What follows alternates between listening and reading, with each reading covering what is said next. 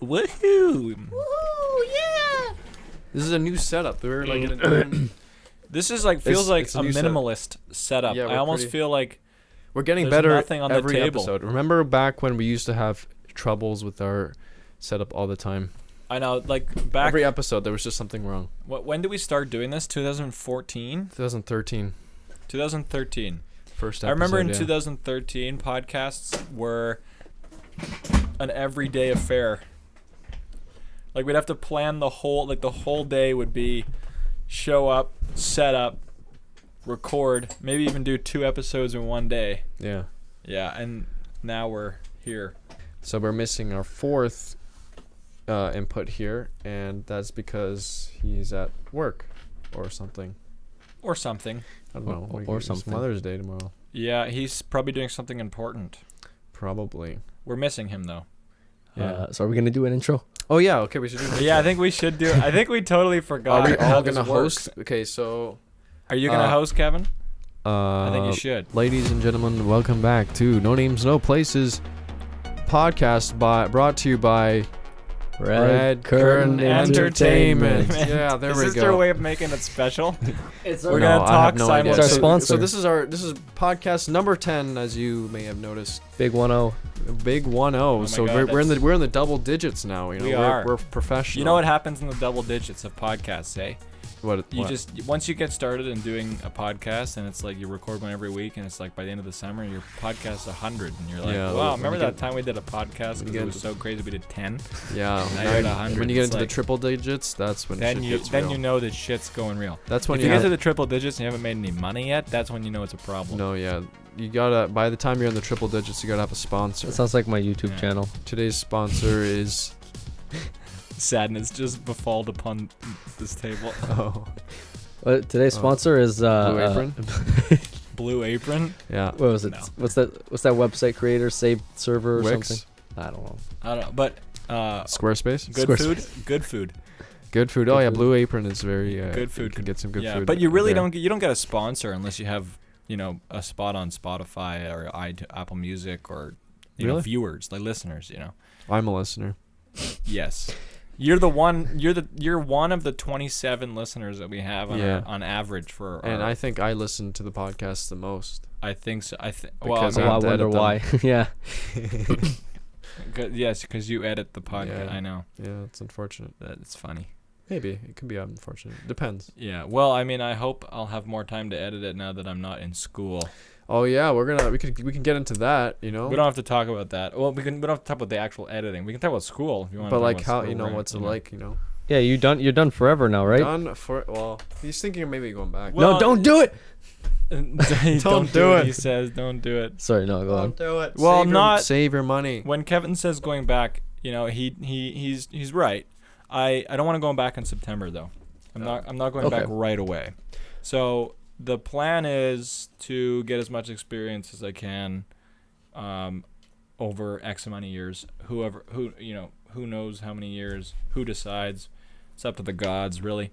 The video gods. But as soon as I'm ready, I'm gonna do my master's, because my end goal is to teach at a university or college. Ooh. Oh, Like a prof. Mm-hmm. But I don't Yes, want to sir. get I'm not getting a PhD though. Fuck that. Oh, yeah. Okay. That is way too much Yeah. school. I mean, maybe I will. I don't know. Who knows? Life knows? will take you where it takes you. That's right. that's right. Yeah. But yeah, now I'm done, and if it hasn't quite hit me yet. No, not yet. I think it'll hit me more in September when I don't have to, You go, have to back go to back. school. Yeah. Yeah. It just feels like summer holiday. Yeah, exactly. And Yeah. the weird thing is with film and television is that, everybody's like crying and it's like, I'm never going to see you again. But it's like, you're in the same industry. Majority of the people I went to school with, I will see on film sets, or I will work with in the future with television projects or film projects or whatever. I mean, if you get on a big feature film, there's like 100 people who work on that film, right? It's likely that you're going to run into somebody at some point in the next 10 years. Probably, yeah. And then again, there's also people that you spend time with. That I like most of the people I went to school with. So That's good. That's a good thing. Yeah, that's it. it's like the same way that the three of us, or the four of us, I guess, including Vincent, have kind of stayed together to do this podcast as frequently as we can. Which is, I know we're only at 10, but we stayed. Well, we had podcasts before together. But this is the 10th podcast on the channel. On the channel. Yeah. The ones before that, we don't count them. Yeah. They never happened. They count. They're there. They're just there. Those are like what are they called? Like prequels. They're the prequels. Yeah. Or Oh my. prequel? Yeah. Yeah. It could be, prequel, Yeah, they are prequels. Yeah. Or like what are they called? Like This is the real timeline. it's lore. Yeah. That's like the Hobbit to the Lord of the Rings. Yeah, they're canon. Yeah. They're canon. They fit in the universe, but Yeah. they're not exactly accepted to have happened. Yeah. To have happened. Exactly. I haven't seen The Hobbit though. That's okay. You don't need to. Yeah. Can we just insert a whole bunch of silence after you say that, and then? Oh yeah. Well, I don't know. People just say it's not as good as the from the actual. Well, I'm not really someone who can speak to that. Have you seen Hobbit? The Hobbit? No, isn't there 3 movies? There's 3, yeah. No, I haven't. So I've seen all three of them, but when I watched them, I had just come back from Japan, and I fell asleep throughout almost all 3 of them. So can I speak to it? Wait, on the plane? You saw it on the plane? No. When I got back. Literally after I walked in the door. Yeah. From being in Japan, I sat down on the couch. My parents are watching The Hobbit, and I fell asleep. Oh. Well, time went backwards for you, right? Time does that sometimes. Well, no, I'm like literally when you left Japan and you arrived. Yes. Yeah. You were all jet lagged. Very much. Very cool. You know what that's like now too, eh? Oh yeah. I don't know. We arrived. What time did you guys get back when you came back? I think that's the same time. I think we went through Vancouver as well, right? On the way back? Yeah. Yeah. Did we? On the way back? Oh no, did we have a direct flight? Can't remember. I think we had a direct flight. I don't know. It was really weird to me because we went to Vancouver on the way there. Yeah, on the way there. Well, because Kevin was saying before we went on the trip was it's like you don't really get too jet lagged because it's 12 hours. It's not like with Europe how it's. So it didn't hit me that hard. Yeah. Well, exactly. Oh, yeah, it's what I can Europe remember, is worse. Yeah, Europe is worse. What I can remember about arriving in Japan was Kevin, you and I got up at 4:00 in the morning. We'd go to the airport. Mm-hmm. We left the Baullingston flight. Right, was 8 a.m. I thought we flew from Okinawa to. No, I'm talking. Oh, it's on the way there. On the way there, yeah. I'm talking on the way there. Yeah, so yeah. Baullingston. Yeah. Was 8 a.m. Early morning, yeah. Right, 8 a.m. and then we got there. It's like 10. Like 10, I guess, right? Because of the time change. Yeah. So then we got there at 10 a.m. and then we had to wait for 3 hours. Mm-hmm. Right? Ugh. So we would have left Baullingston at 3:00 Baullingston time. Yeah. Okay, 3:00 p.m. Baullingston time.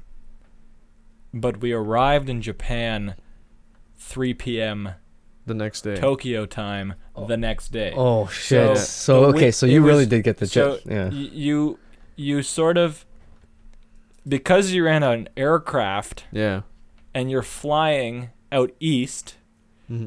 There's 12 hours of no darkness whatsoever. Yeah.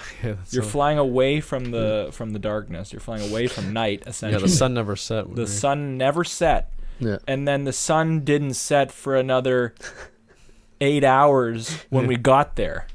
Yeah. So I'm pretty sure there was 36 hours of bright sunlight, which drove me insane. Yeah. And because of that, for some reason, because we literally arrived at the same time we had left Vancouver, didn't feel like anything. Yeah. There was no jet lag until we came back for me. Like I was adjusted almost in the first 2-3 days when I was in Japan. Immediately, I think we took a nap when we arrived at the Airbnb. right? You said let's take a nap, We unpacked a little bit, and then I'm like, hey, let's go to Ginza. Yeah, no, we relaxed. We relaxed for less than an hour. Yeah. And then you're like, let's go to Ginza, and I'm like, sure. Yeah. And then we we went went walking. Midnight. Yeah. Till midnight. That was late. That was a really late night, Kevin. Yeah. I think I have photos with metadata that says midnight. So I was also editing that video. How dirty your mind is.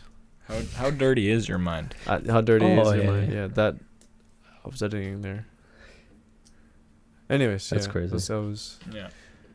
Jet lag is crazy, yeah. But it's great experience. Yeah, I remember. I obviously had my watch on me, but I changed just my phone time to Japan time. I kept my watch. Oh, yeah, and you kept your watch. I kept my watch to home time just to kind of get an idea. And I don't know. It was always funny to like look down in the middle of the day and see like 3 a.m. Yeah. You know, everyone's still asleep. Everyone's just sleeping. Yeah.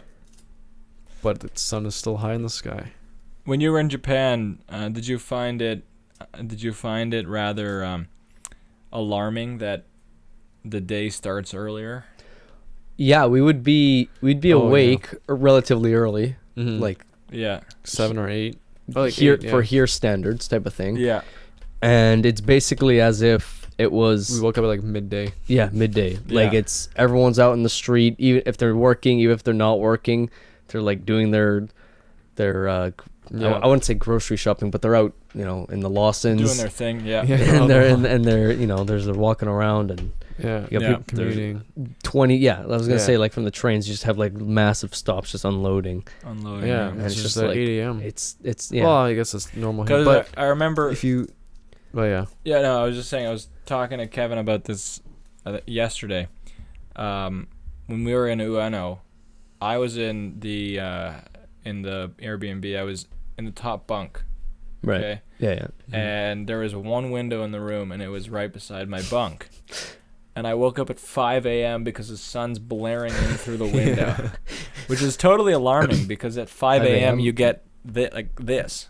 No, not even this. Not even this. It's really dark. I don't think we ever have sun really at 5 a.m. No, unless it's like. I mean, maybe in the summer. Yeah, I guess. We are getting pretty close to June 20th. Yeah, which is the longest day. Which is the longest day of the year, but 5 a.m. and there's blaring sun, which never happens. Yeah. Because they don't have daylight savings, and just so it's just the same clock the whole year. Yeah. And they I guess they keep it at the earlier time. So the sun sets like 5 or 6, 6ish. In the summer, we went in May, right? So the days were longer. Right. Yeah. But yeah, and like the sun, you can start seeing the sun come in at 4 a.m. Yep. And then everybody is just up and walking about at 6 a.m. Yeah. I thought it was like 8 or 9 a.m. when I got up. I was like, the train. You can see. Look at the train schedules. All like rush hour starts at 6 or 7. Yeah. Yeah, it's insane. Yeah. And everybody's at work at 8. Yeah.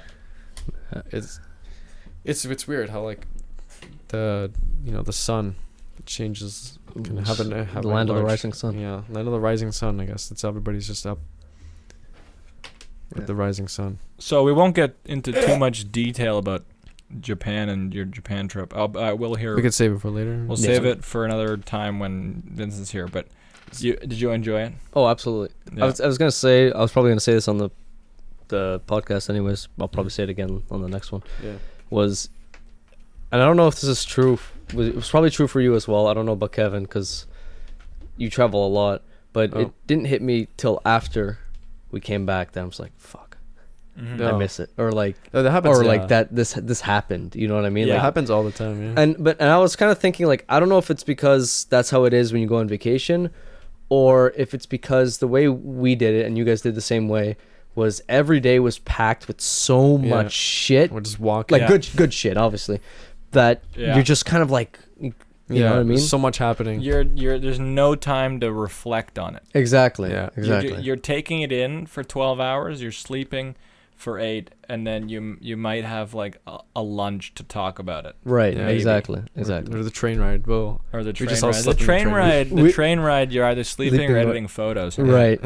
Or going through like your camera. Yeah. It was just. we did like the same, just constant It was constant. walking from one place to the other. We go see it yet, and then just go to the next one. Or like on the train to what's it?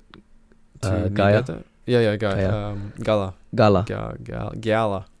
Was that Yuzawa? Yeah. Yuzawa. We were watching. Me and Kevin were watching the guy practicing the characters. Do you remember that?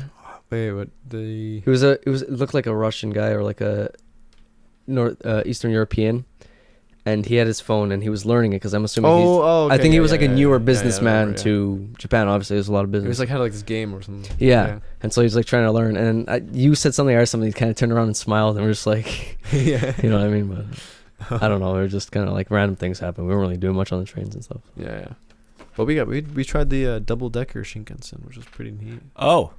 The only problem is you Cool. can't really see anything. Yeah, well, we were at the bottom Bottom. one, so we couldn't really see much. A lot of the times too, what I remember with the Shinkansen was, Tunnels. we took it at night, and there's a lot of tunnels. Oh yeah.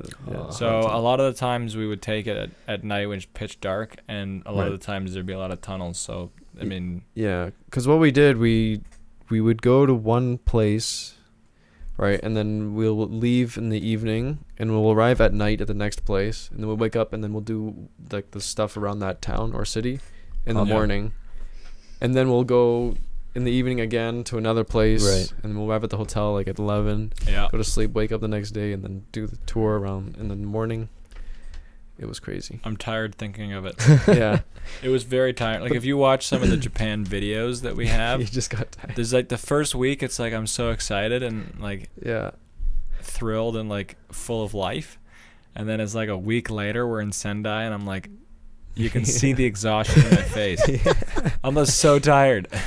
Yeah. But I was having the time of my life. Right. But Absolutely. I was so tired. But yeah. No, I I was definitely so felt that as tired. well. Me and Kevin were talking about that. How, when he said eventually when he makes the video for us, he's like, I could maybe do in one video. And I was saying, was there enough? Did we talk about anything? Because you must be really good at it. But in the vlogs, you seem to really like kind of get into the zone and just go on this speech, and it's like really interesting. Like. Yeah. It's really cool to see like how much you like actually learned about either what you learned yourself or what Kevin was telling you about the area or whatever, and Yeah, those are good. you know what I mean. And it was funny because he told me that like it's only for the first couple, and then he just got tired like 7 days in. Yeah, the best ones are the best ones are in the first 7 days.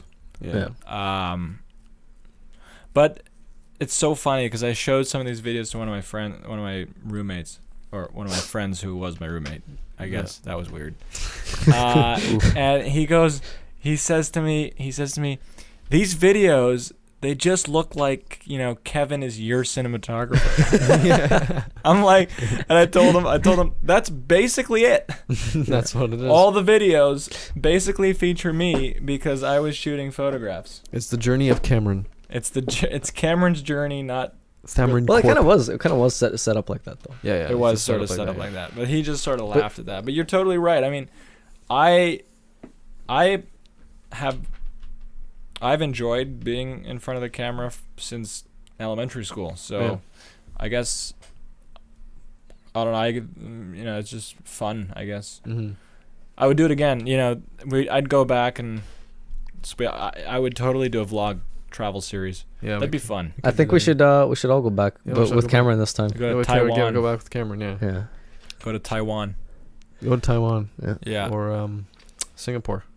Singapore Yeah. noodles. Singapore.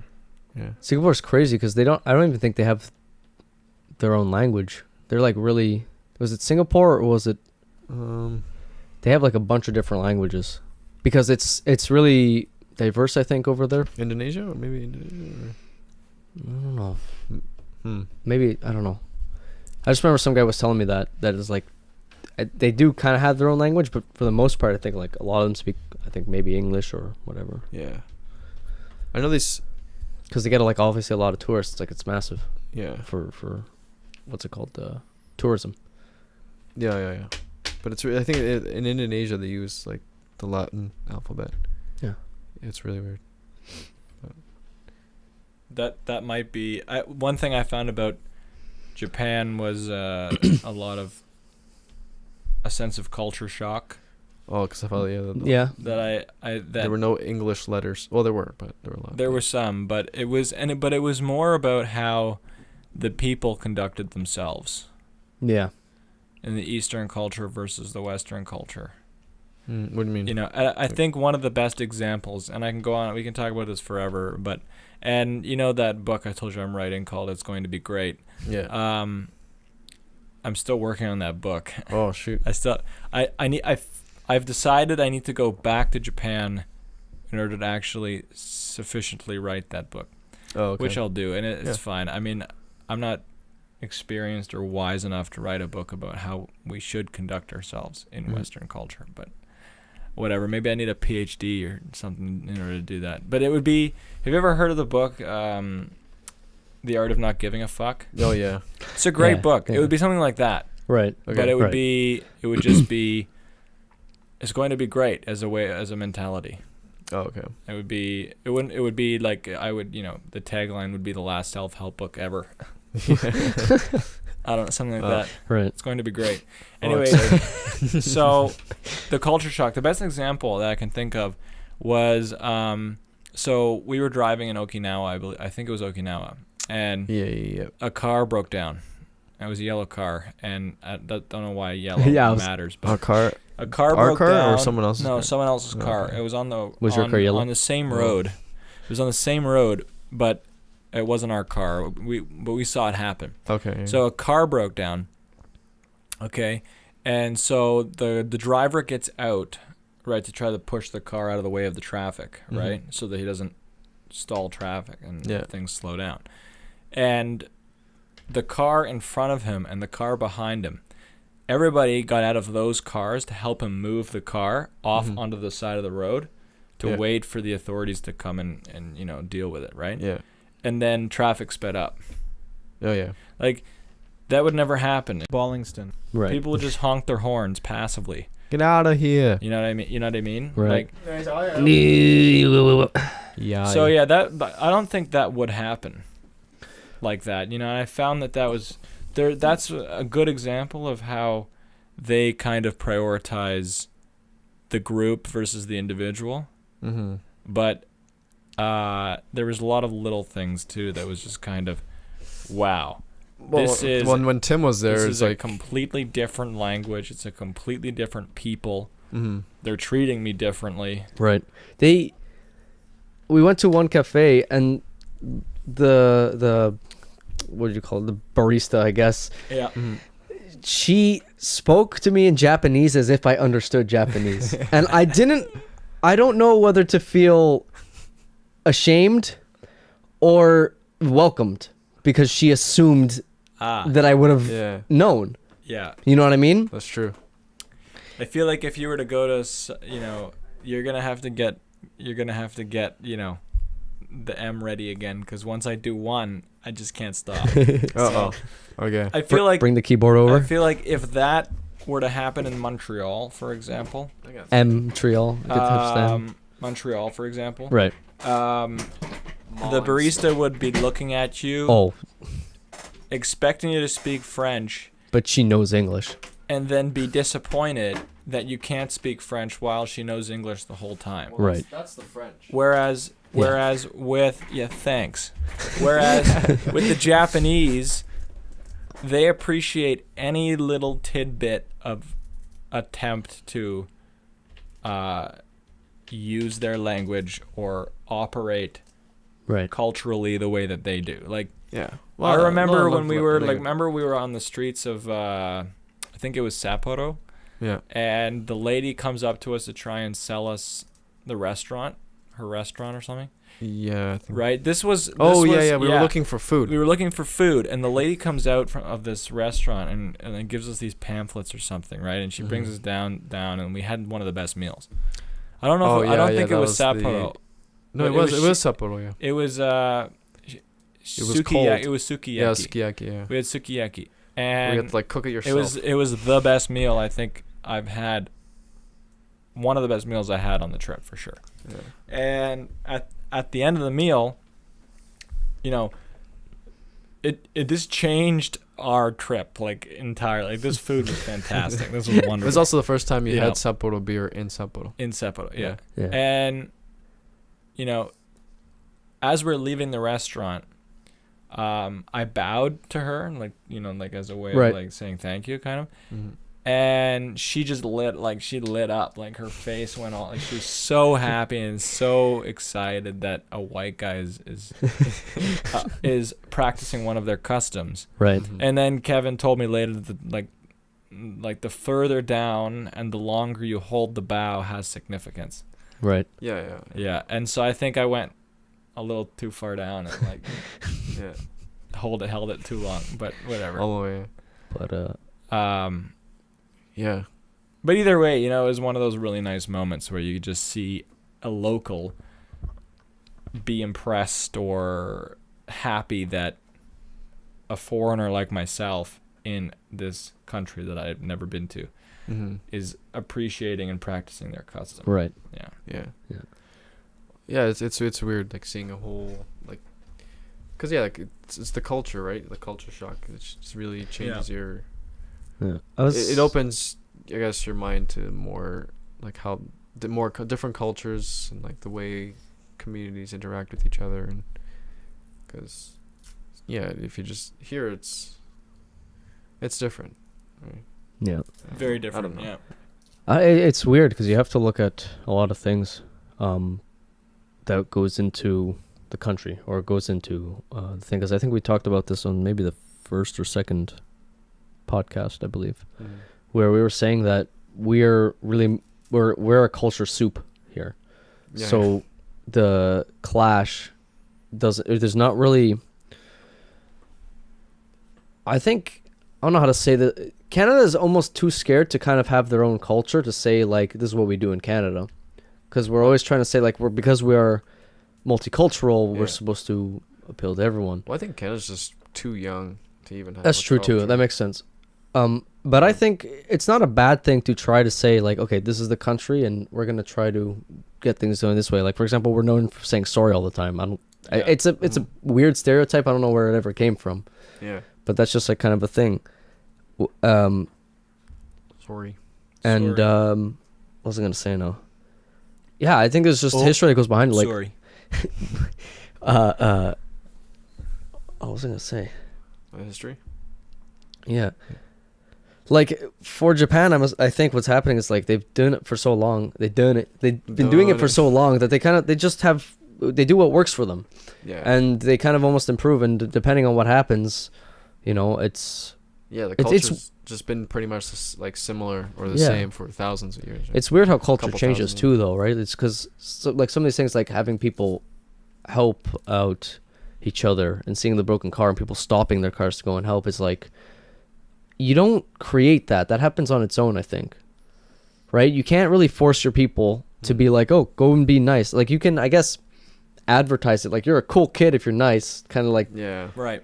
that sort of thing. But at the same time, it's like, I don't know. I definitely kind of see what you're getting at, and I think I agree with you. I wouldn't necessarily. I mean, we'd be here for hours if we were going to trace. Oh yeah. Culture. But, right. No. But I totally agree with you. I don't think it's. I think in part, the citizens obviously need to be willing to contribute to what the culture expects them to contribute to, but that culture is, I guess, that culture of niceness or respect or whatever. It's all about the respect. Is built over time. Like So yeah, it might just be that North America's a relatively young continent, and we haven't really built that sort of culture yet. But then I don't know. I'm also thinking about some of the smaller stuff where it's just like, do they do these things to benefit themselves as well as everybody else? Or, for example, when like with subways, you wait for them to come off first and you go on. That's polite and it makes sense and it's efficient. Yeah. Right. And you would think that would happen here because it's for the benefit of everybody to follow this convention. Yeah. There is an expectation that it happens here, but it doesn't happen. There's people just standing in front of the doors. So like, it makes trying to get out. It makes you wonder: is this a people really wanting to have something work because it makes sense? Is this people being respectful of others? Is it for their own sake type of thing? Like, I help you, you help me, and it like that just helps the country entirely. I don't know. Yeah, that's a good question. I'm not exactly certain how to approach answering that, other than to say that perhaps, because like the thing is like you don't think of it as like a really nice thing to wait for them. I mean, it's nice to wait for people to come off first, but you don't. It's not like when you think of it's not nice It's actions. not as selfish. Yeah. Yeah, when you think of like nice actions, that's not on the top of the list. You don't think of it. Oh, Yeah, it's not the first thing that comes to Right, mind. right. So that's what I'm saying. It's kind of like a weird thing. Like even things like that, Well, yeah, I think it's just part of like the mindset, like of what you were taught when you were young, that like that these kind of things, it's I guess they kind of teach you to be considerate. Right. Right. They since they're young, it's just because you kind of like the way you treat others the way you want it to be treated, kind of thing. Mm-hmm. So, Definitely, Western culture raises and educates differently. Yeah, the education system is so different. But it's so weird. It's like, how does that work? Because then you have some people who are good at it, really good at it. Some people that do those sorts of things, and then you have a lot of people who are just on the other side where they don't even think about it, and it's like, well, what the hell's going on here? Yeah. Like I think me there's for just no established like way of yeah. that they just don't know. They don't care. I think almost if we were to specifically talk about the subway, Right. when we're talking about the subway here, and of course there is an expectation that we wait until the people wanting to get off in order to get on. That never happens, but there is an expectation there. And I think part of the reason why we don't wait for the people to get off is because somehow we are convinced, or we are under the impression, that the quickness equals efficiency. Mm-hmm. Right. And so the quick and fast motion of just jumping on the subway and not thinking about anybody else getting off is sort of influences that illusion that quickness equals efficiency. Whereas in Japan, they wait, and their motion of being still is not a quick one, right? But they know that it's for the benefit of the group. Whereas here, when we're not moving, we feel like we're stalling the group. Right. Yeah. And so I think for some reason we've associated quick with efficient. Yeah. And Japan hasn't. Like, Japan doesn't necessarily associate. In a lot of ways, in a lot of examples, quick is efficient. Mm-hmm. But generally speaking, transit and transportation overall on average is faster when you wait for the people to get off the subway in order to get on, because the more times you're clashing into somebody, the more the longer it takes for those doors to close. Yeah. Yeah, or just human traffic in general. Like Just trying human to traffic push in general, in while yeah. they're coming out is just Yeah, it's annoying and it doesn't So- work. yeah. I think there's only so much the institution can do, Yeah. right? I mean, the expectation is there's signs in the subway and there's people there to enforce it. I mean, I haven't seen that rule being enforced Right. here, Mm-hmm. but I think Well, it's a fundamental flaw to associate quick with efficient.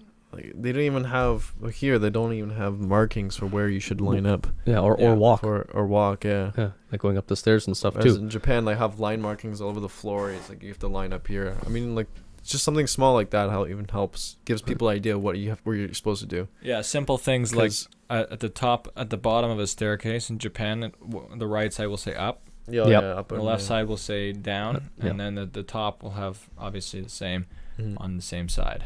Yeah. Yeah. Just so you can be more efficient with Yeah. getting the traffic of people. I think here pride gets in the way, because it's almost like, oh yeah, well, it's pretty commonly accepted that we're going to go up on the right side, right? So we don't have to waste our time putting tape on the floor. Yeah. You know, and then that doesn't work out. So I think in a way it's like, well, I mean, people aren't stupid.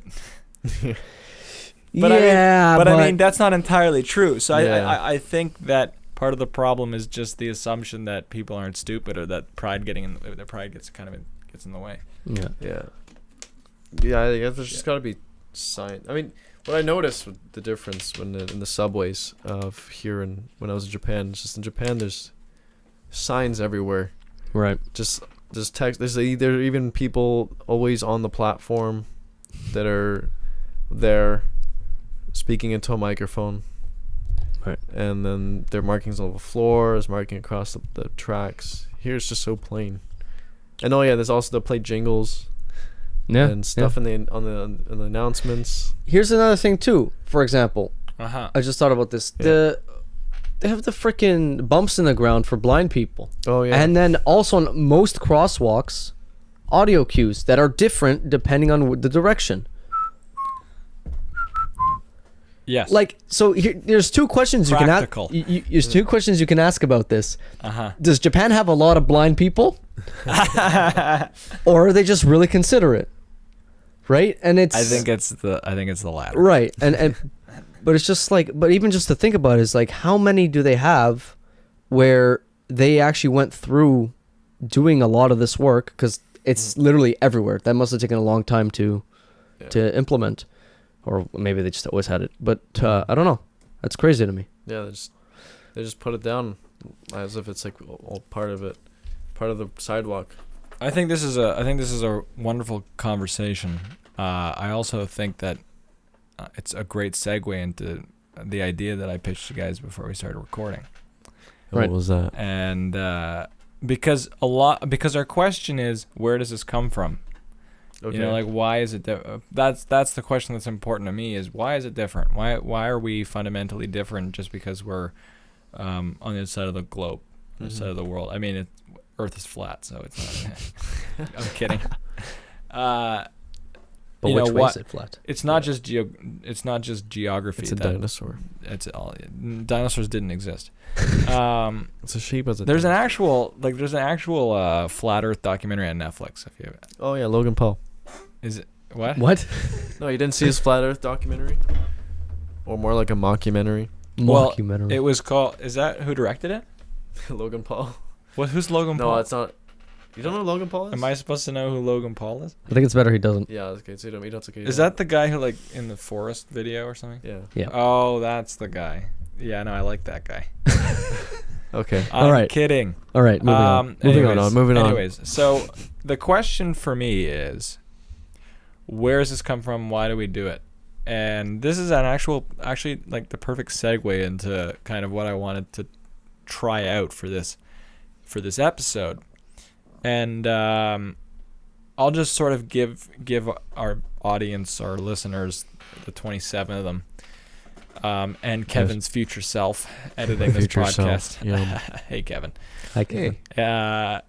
Sort of a rundown of what exactly this is. So, back in 2004, or somewhere around the early 2000s, there's actually a radio show, and I think the radio show was called Now You Know.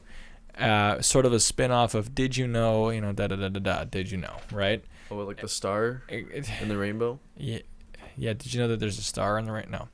No. Sort of a spin-off of kind of Did You Know, which is usually preceded by a fact of some kind, some factual remark that maybe the general public doesn't exactly always think about or know, just in general. Mm-hmm. So I've got this book in front of me that's kind of based off of this radio show, and we're going to kind of do a spin-off of that. Ooh. So there's a variety of different categories in this book, and I'll just read off sort of the first few categories. Basically, how it's sectioned off is there's a category about customs, food and drink, people and places, pop culture, entertainment, sports, politics, so on and so forth. Where holidays come from, why people believe certain things, or where superstitions came from. All these kinds of things. The origins of words and phrases. It's interesting stuff. I usually read it while I'm shitting or before I go to bed. Yeah. But it's interesting. It really is interesting stuff. And some of the stuff, I've never even heard of them, so I just skip over the passage and I don't read it. But Right. Yeah. But there's a couple in here that sort of stand out to me. There's a couple in here that sort of stand out to me, and I'd really, first of all, I'd like to share them with you, but I'd also like to do a spin-off of just, did you know, and like just presenting it. So here's the idea. Okay. So I'm gonna give you guys an option. You guys are gonna pick a number, and the number is gonna correspond to the page. So you guys are gonna pick a number. From what to what? You're gonna pick a number between 15, so between 15 and 175.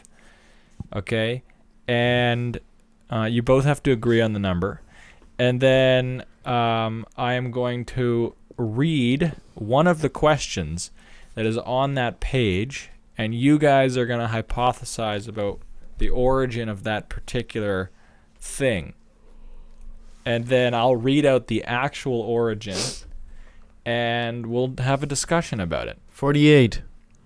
You like 48? Okay, I'll go 48. We're gonna go 48. We're gonna go to 48. Here we go. Flipping to 48. Oh yeah. Oh, good. It's something. It's a page I've already read.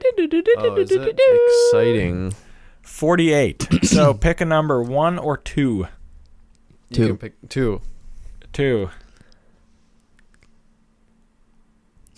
Okay, let's pick a different number. I don't like that question. 1. Okay. Let's go at 1. 1. All right, this is a good one. This is a fun one to start with. Yeah. All right, This is a perfect. fun one to start Good with. 48. Yeah. Oh wow, The first that was 48. that was a nice little boom there. The first 48. We'll do that. We're gonna talk for 48 hours. No, okay. Yeah. Okay. 48 So hour podcast. you chose page number 48. The category is pop culture, and the question is, how did the Barbie doll get its name? Oh, jeez. Oh. So I guess we'll talk for a little bit about how, like, I sort of know the answer. I read this I think I read this 2 days ago now, but I'm gonna kind of reread it. You guys sort of talk about where do you guys think the Barbie doll got its name, or Barbie In the doll? United States. Or okay, so I guess let me rephrase. Is it how? It is how. How did the Barbie doll, not where? How? Well, if you want to look at like a language, there's like, I don't know what the Australians talk about with the barbecue. Bobby, yeah, Bobby. Well, that Bobby, seems kind of dumb. Bobby. Unless the first barbecue, or the first Barbie was a barbecuing Barbie. Yeah. Barbie. This is he's sort of kind of put in some funny remarks here. So in order to sort of guide the conversation, what I'm going to kind of do is sort of just guide the conversation. Like, let's start with That's a good start.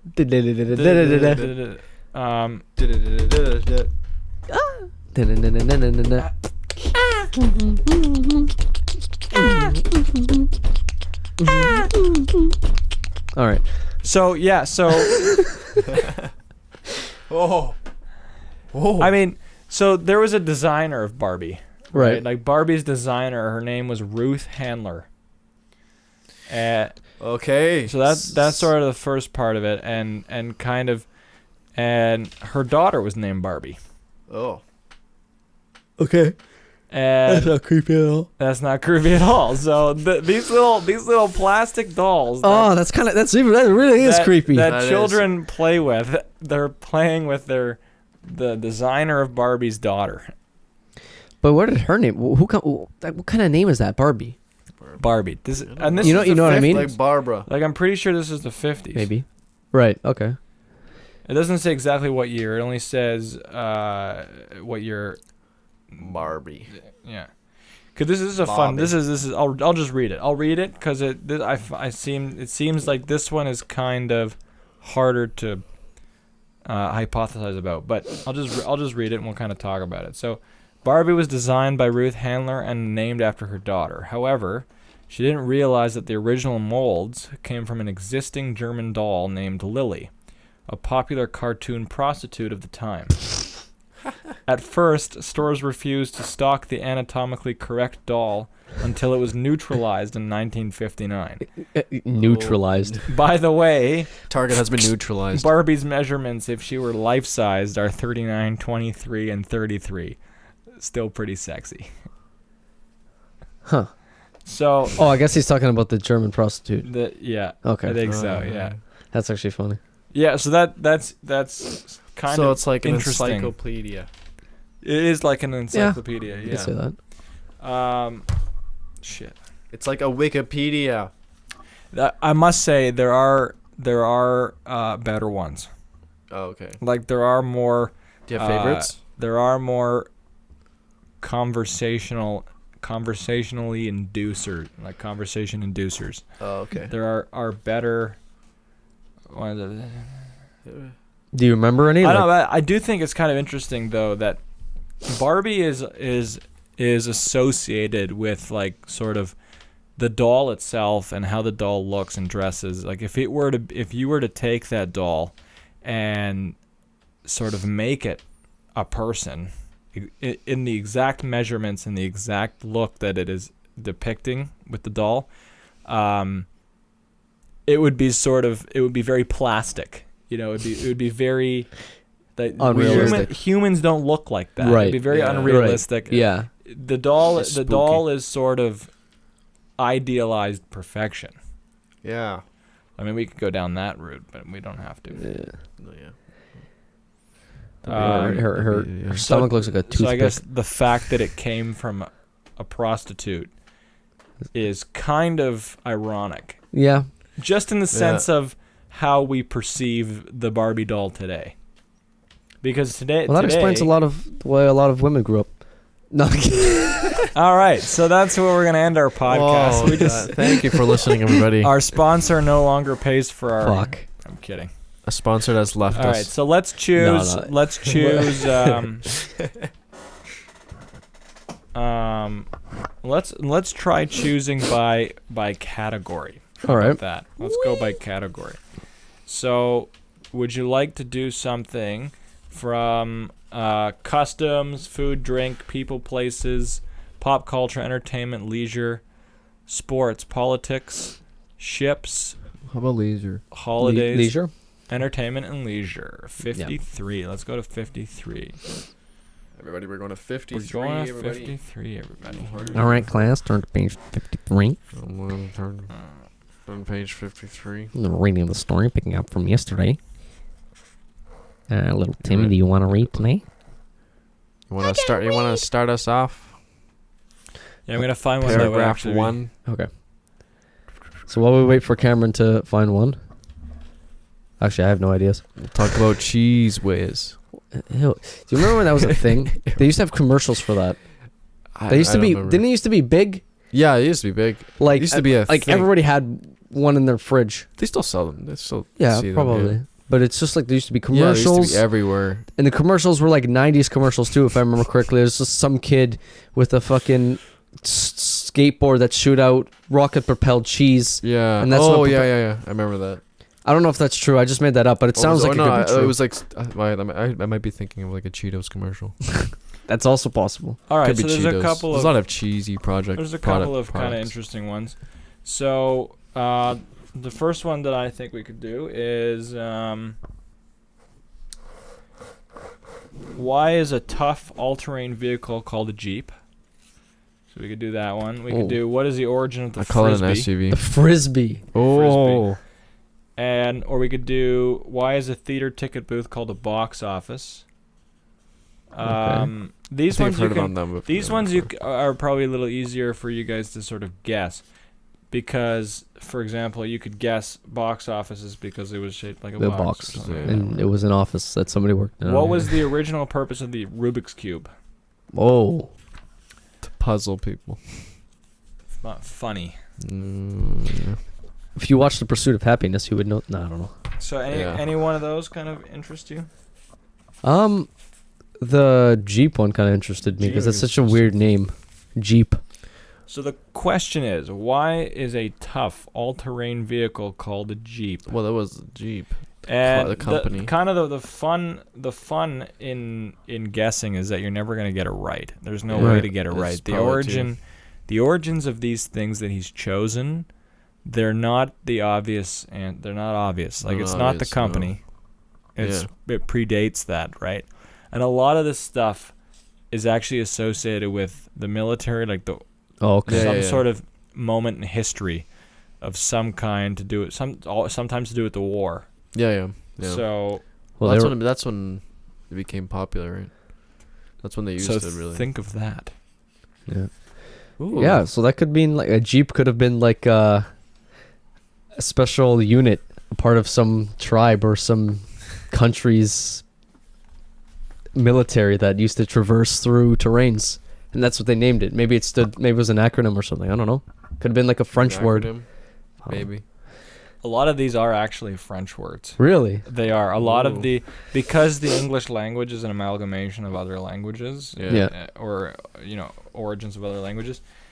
A lot of these are coming from Arabic or coming from French. Yeah.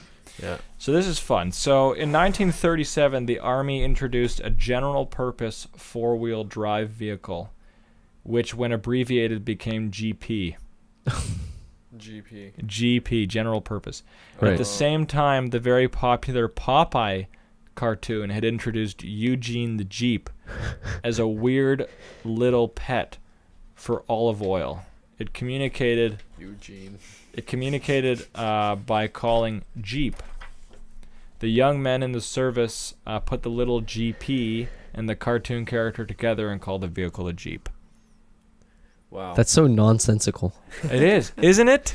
Like, there's just no rhyme or reason to that. There is no rhyme or reason to Just where the happens. fuck the Jeep came from. It just sort of happened. So there's a lot of them. There's a lot of them in here where Because it just happens a lot. I'd imagine it happens without even people realizing. So my Yeah. question is, how the fuck did he trace it back? Yeah. Where does the research start? Unless it was, why would somebody Write that down. document that? Yeah. You know what I mean? Yeah. Especially if you're a military person, like in the war or something, and you're driving this vehicle for the first time. You're just like, oh yeah, no, you know that Popeye cartoon where it's like Jeep? Oh yeah, GP, so cool, bro. We're gonna call it a Jeep.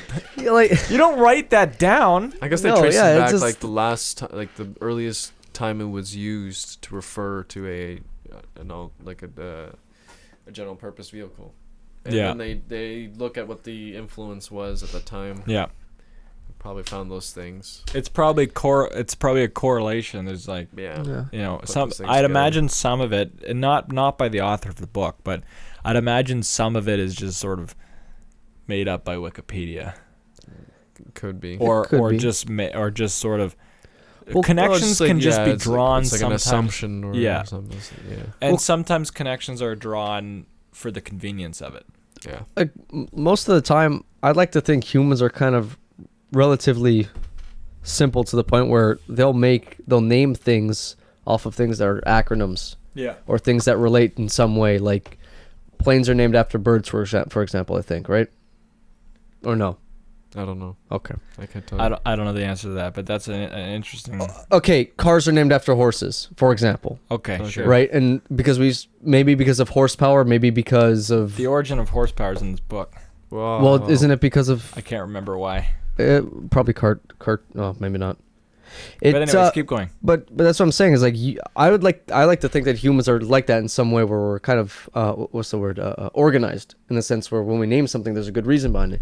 What you just told me just sounds so out of the blue. Is like, what is the connection that some pet that's related to olive oil or whatever has to do with In an a cartoon, yeah. in a cartoon has like the relation I can make is that he was a sailor. Maybe a lot of the enlisted troops watched the show for whatever reason. Maybe it was Yeah. I don't want to say propaganda, but maybe it was like a thing for kids type of thing, like comic books were in the Probably was a lot 40s, of propaganda into it as well. right? And to me, it's like even if they watched that show, there's still no correlation between some pet and an all-terrain vehicle. Uh huh. Probably someone just like, You know what I mean? GP, and they're like, oh, they were drunk and they just call it a Jeep. To me, it makes more sense to call it Jeep because it's just like a cute name for GP. Yeah. You just added E's in there. I know. The inclusion with Popeye was interesting, and I'm Right. not sure. I'm not sure how. Like I don't know. Maybe we could Google it and we could find where this person got the information. Right. I mean, it could be true for whatever doped up reason. I think if it is true, like it just to kind of add a layer to the conversation. If it is true, it really represents how amazing to me life is because of how interconnected we are. I mean, Yeah. for example, I met somebody last year, and somebody early this year actually, where I'll actually talk about the person I met early this year, who's American, okay? And after speaking to him for about 4 or 5 hours, we found about 5 or 6 really weird coincidences in our lives. Yeah. That's so weird. Like weird coincidences that after 5 hours of conversation, you realize you were on the same cruise ship at the same time in the same week. Wow. Mm-hmm. And there But you are didn't know 'em. like so weird that there's probably photos out there where the two of us are in it. Like vacation photos Right. where Mm-hmm. I mean, you'd have to dig, and it's not worth it to dig, but Yeah. there's probably vacation photos that he took or I took or one of my parents took or whatever, where we are in the same photograph. Like, that's nuts to me. Before Yeah. you even knew him. Before you even knew him. Yeah. Yeah. So you can draw a whole bunch of interconnectivity. I mean, I'm sure there are ways that the three of us are Yep. connected in our lives in some way that we don't realize. Right. And so, for all we know, that could totally be true. Mm. It's pretty fucking, but whatever. I think the interconnect, and I think that's why I enjoy this book so much, is because it makes you realize that a lot of these things trace back to something you would not guess. Like Right. a lot of the times it traces back to something that I totally did not expect at all. And I don't know how he thought of these questions or where he got these questions, to be honest with you.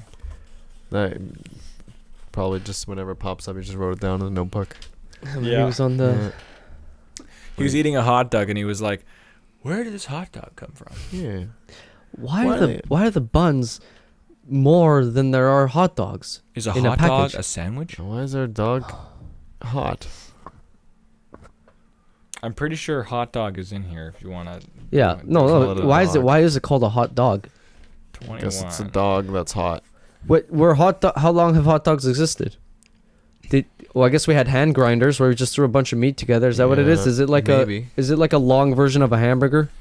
The Yeah. question is actually that he has in here is, why is a wiener on a bun called a hot dog? Why is it called a wiener? Why is it called the wiener? Why is it called a wiener? Why is it called a bun? I don't know. The Yeah. evolution of the sausage began in Babylon, and modern Really? incarnations included the Viennese, wiener, and the Frankfurter, which was shaped in the form of a Frankfurt German butcher's pet. Okay, the wiener dog, I guess. The dog, yeah, Dachshund. The Dachshund. The Dachshund sausage dog became very popular in America, where the bun was added in 1904. In 1906, cartoonist Ted Dorgan couldn't spell Dachshund, so he simply named his drawing of a dog on a bun covered in mustard a hot dog. It's pretty morbid. And He it's wants to been eat a called dog. that ever since. Yeah. So Wow. it seems to me that the history of the dog on a bun goes back further than 1904, but at some point, some dumb American was like, "I can't spell this. Okay, this is too hard. Too hard. This is too hard for me, and I don't want to look it up." So on it's something. Google, It's like a which didn't dog. exist. Isn't it like a dog? I think it's a dog. Call it a hot Yeah. dog. Yeah, like Delish. like one of these questions in here was why are some drinking glasses called tumblers? And like before I read the answer, I just figured the answer was what did I think the answer was? It was something to do with. Isn't it always hard where you thought of it? You completely forget what you thought it was after you figure it out. I know this is terrible because it just left my brain. Anyways, The information is not needed. Right. The information It's been deleted has been deleted from the brain. from the random access memory. Thanks. You're welcome.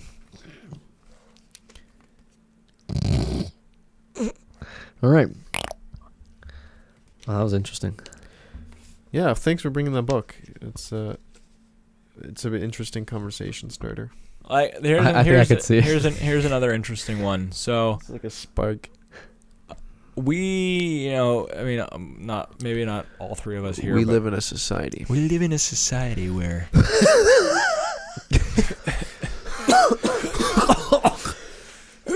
No, I'm really coughing. Oh, oh, you are. Well, I wasn't at first. Oh, and then you were. Yeah. Nice. A lot of people drink coffee. coffee. Coffee. Hey, I want some coffee. I want some coffee. I'm making coffee. I make coffee. Give me Anybody want coffee? Yay. Anyway, so a lot of people drink coffee, right? It's a multi-billion-dollar industry, coffee. Yeah. And one of these books, I think it was the volume 1. I don't think it's in this one. Ooh. One of the books posed the question, where does coffee come from? Why do we drink coffee now? Right? And I mean, obviously coffee is made with beans, so somebody had to grow the beans first. But the story is bigger than that, and it's more interesting than that to me. And sort of how the question, I think, became like, how did humans realize that coffee beans were caffeinated and affected our system? Right. Yeah. Right. Energized us, I guess, in a way. Mm-hmm. Cocaine. So the story is actually, they used to eat the beans. excuse me, fairly interesting. No, they're animals that used to eat the beans. So yeah. So I think I've heard of it. Something like that. Or cats. Muslims, okay, can't drink alcohol. Right. Right? Yeah. So because Muslims were forbidden to drink wine, okay, and after realizing that their sheep got like buzzed off of coffee beans, I mean these beans in the field, right? Okay, that's where it all came from. So one of the sheep farmers or whatever, because he was forbidden to drink wine, and he realized that these sheep get all buzzed from so they like looked beans. at some sheep and they're like, I'll have what he's having. Allah, here's here's the Arabica bean. So it's interesting how something that is an everyday beverage that people literally depend on, for better or for worse, came out of sheep. Basically a religion preventing people from drinking something. Well, I think so if Muslims were allowed to drink wine, because it cited basically wine specifically, because wine was the more common alcohol at the time. If Muslims were allowed to drink alcohol, coffee would have been invented much, much later. Wow. Yeah. Because it wouldn't have been discovered out of a need. Yeah, and now we're making pumpkin spice lattes. No, I think that's kind of it's a testament to the humans finding alternatives to whatever. Like we find a way to substitute in some sort of way or fashion. Like you don't really get drunk off of coffee, but whatever it is, you know what I mean? They found enjoyment in drinking it, so obviously coffee rush. That was their substitute, I suppose. Yeah. Yeah. It sort of begs the question, like, what else is out there to be discovered? Yeah. Yeah, maybe there's like Maybe there's something out in space. sea grapes. Space. Something growing at the bottom of the Oh, ocean. sea grapes. Yeah. Yeah. No, but I mean, we haven't explored our ocean. What is it? There's so much of the world that's apparently undiscovered, which blows my mind. Like, what? Maybe there's some shit underneath the sand of the bottom of the ocean that we can use like for in Subnautica. I don't know, energy. Maybe we find new energy source. Maybe we find we find an animal. Well, that'd be kind of cruel, but we find some sort of fucked up fish that produces. Fucking some new produces electricity too. Yeah, it's just like electricity. There's the electric. You can be my battery. Yeah, like well, if there's like a battery fish at the bottom of the ocean. Battery fish. Yeah. Just floating around. Yeah, so kind of like biological battery that we can reproduce and it will replace batteries and it's much more efficient. That'd be weird. I don't want to put no fish in my phone. Or fish technology. Well, there's like a lot of technology that was inspired by animals, right? Like from things that they do, or plants as well. Plants or animals from nature, basically, was what I meant. Mm-hmm. Right? A lot of things are inspired by that. A lot of ideas. I just think it's so fascinating. Because obviously, because the Muslim religion is fairly strict in certain places, like not being able to drink alcohol for one, right? I mean, honestly,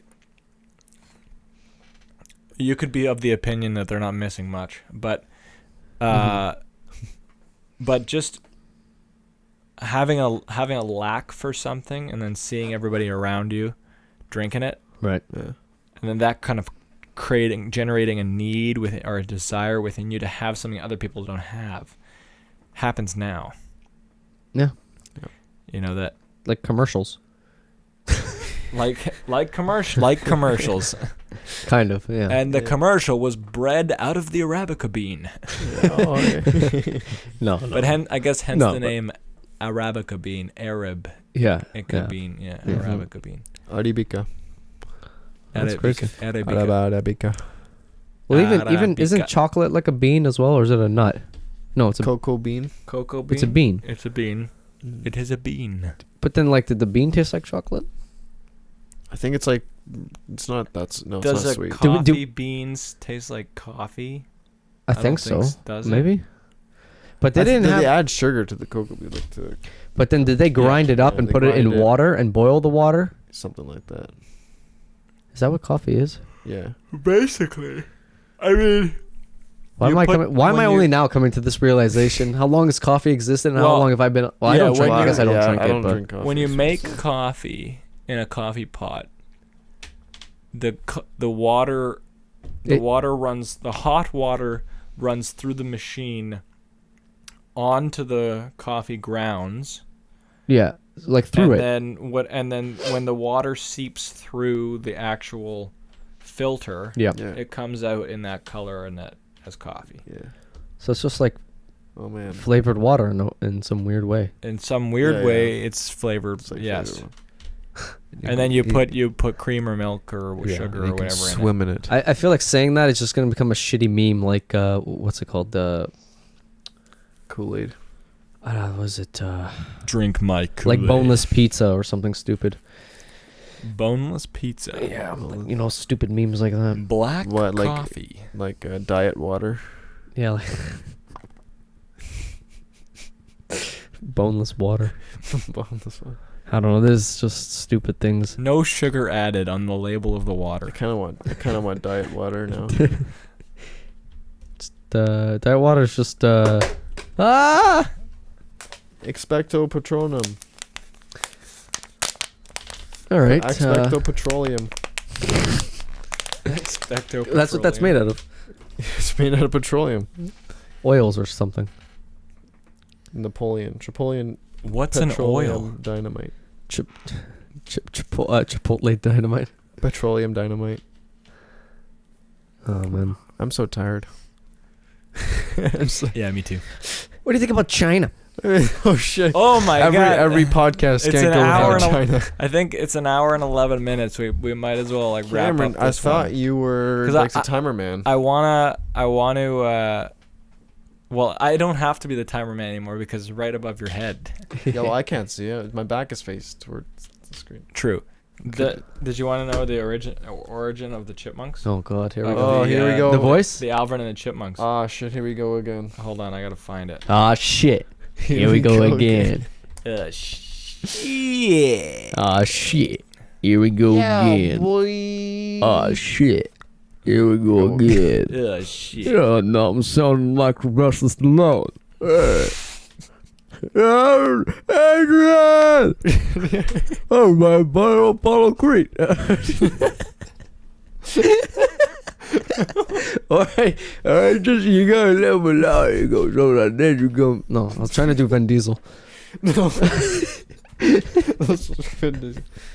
Or maybe that wasn't Sylvester Stallone. Maybe that just was Vin Diesel in general. Have you seen behind the scenes footage of Vin Diesel as Groot? Yes. I think so. It's I don't know. hilarious. It was great. Alright. I love that. What ends are we talking about when we say we are trying to make ends meet? I feel like we know what make ends meet means, I think but about. I feel like the expression comes from something more physical rather than. Make it. Well, I was thinking of like a rope, and you make the end make. All right, you well, make let's a figure loop it out. because you connect the ends. Making And it's just a ends loop. meet. I don't know. I'm tired. Maybe it's two story conclusions put together into one story conclusion. Making Yeah. ends meet means to balance what you make with what is required to live, especially in difficult times, and comes to us from the 16th century farmers of England. The saying refers to the beginning and the end of a year, or from the end of one year to the end of the next. If someone could overcome the unpredictable and seasonal problems throughout the year without losing money, they had survived by making ends meet. That's not as exciting as I wanted it to Interesting. be. Yeah, that was kind Yeah. of. Why does back to square one mean starting over? Because Because the square root of one What? is one? Or One. I don't know. quick maths. Back to. Quick maths. Why does back to square? During the 1930s, the BBC broadcast soccer or football games on the radio. As an aid to listeners, they published a map of the playing field, which was divided into numbered squares. Oh. The Okay. commentators would mention the square number of the action after each description of the play. Square one was near the goaltender, so that to score you needed to carry the play the full length of the field. Back to square one. Interesting. Yeah, I guess. Yeah. It's just funny how we came from having physical copies of the field in front of us so we can understand what's happening to now it's just let's just tell you what's going on using our Yeah. Yeah. Yeah. Picture it in your brains. Yeah, use your brain. You can do that, can't you? Yeah. than a Lambo. Faster than Lambo. All right, that's it for the podcast. Thank you for listening. No, we didn't do recommendations. Oh no! All right, well, we gotta Oh. recommend. I'm gonna recommend this book. We It's gotta called- recommend. recommend. We gotta recommend. I'm gonna recommend this book. It's called Now You Know More, Volume 2, The Book of Answers What by about Volume Doug 1? Lennox. Do you have to read Volume 1 first? You do not have to read Volume 1 first. It's not Ken. You can though. Okay. Okay. All right. But wait, who is it by again? Doug Lennox. Doug I believe it's Lennox. 2004 that it was Lennox. published. Lennox. Doug Lennox. Thank you, Doug. Thanks. Shouts to Doug. Yeah, shout All right. out. What's yours? I'm gonna throw it to you because I know you let don't me- have one. No, I think I have one. I've been saving it for a while. I was published in Canada, by the way. You know what? Totally Canadian. Actually, I think the soundtrack of the game Minecraft is by C418. The original, the OG soundtrack is actually pretty decent. It's pretty neat. Yeah. You haven't listened to it, but it's good. Like if you look at if you search it on the YouTubes, On the It's very It's like- calming. it's very calming. I think it's well done.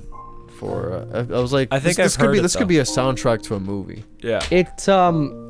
They for a game For a game like that, yeah. that doesn't have like very much of a story or what's the word immersive graphics or Yeah. story. They made immersive music They have fits. they have a really good soundtrack. Yeah, I was like, this is. I just realized this. Well, when I came across it, I found it. Yeah, this is very emotional music. It's by a Swedish composer. Of course it is. Yeah. Svenska jävlar. Is that what it is?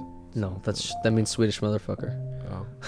Well, jävlar can mean different I things have depending no on. idea. Anyways, my recommendation is a YouTube channel, and I haven't been watching him because I don't think he's been uploading. But I got bored one day, and he's a Florida man. So Backyard Scientist.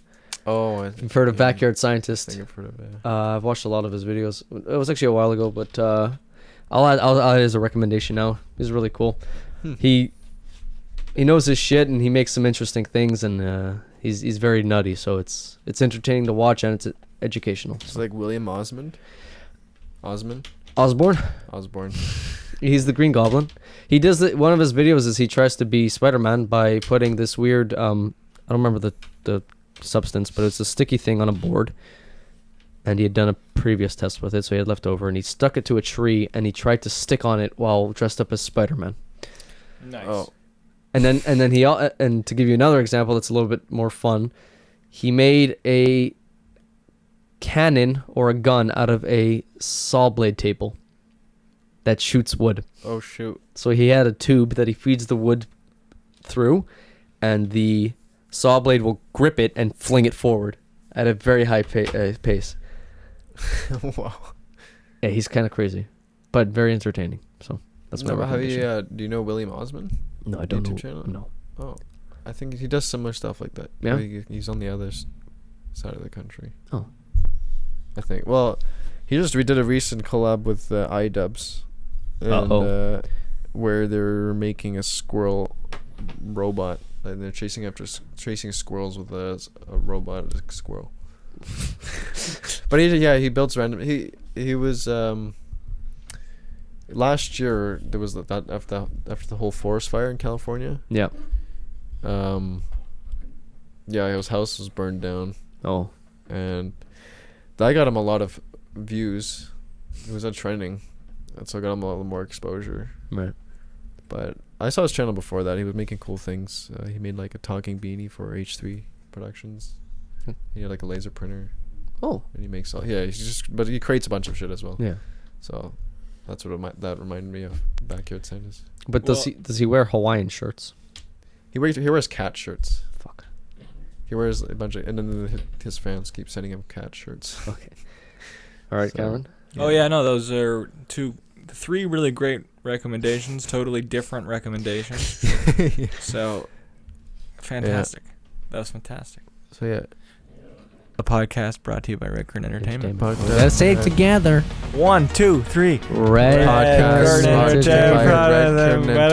Entertainment. Blue Apron. Shout out to our sponsors. Shout out to McDonald's our sponsors. And oh my God! Coke. If McDonald's sponsored us, does McDonald's sponsor anybody except the Olympics? Ironically, the Olympics sponsor McDonald's. The Super Bowl.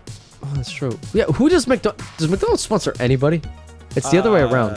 I don't think so. Why, when we hurt our elbow, do we say we've hit our funny bone? Because it gets a tingly. That's because it's funny. No. Shuts it off now. Doesn't give the answer. Okay, when we strike our elbow, although it's no laughing matter, we say that the tingling sensation is from our funny bone. In fact, the prickling discomfort comes from striking the ulnar nerve, and the word funny comes from some scholar with a sense of humor, who turned the whole thing into a pun during the 19th century. The ulnar nerve passes over the end of the humerus, which inspired the term funny bone. I thought you just like, I feel funny. Okay, that's kind of funny. That is funny. That's kind of a funny one. So there you go. Ow! The humerus. I feel funny. Fuck off. All right, thank you everybody for listening to No Names, No Places, podcast by Red Curtain Entertainment. I am your co-host Kevin DeReus. We Cameron Thorpe. And Joseph. Chiappetta. All right, thanks. We'll see you next time. Well, we'll talk at you next time. It's gonna be great. Yeah. It's going to be great.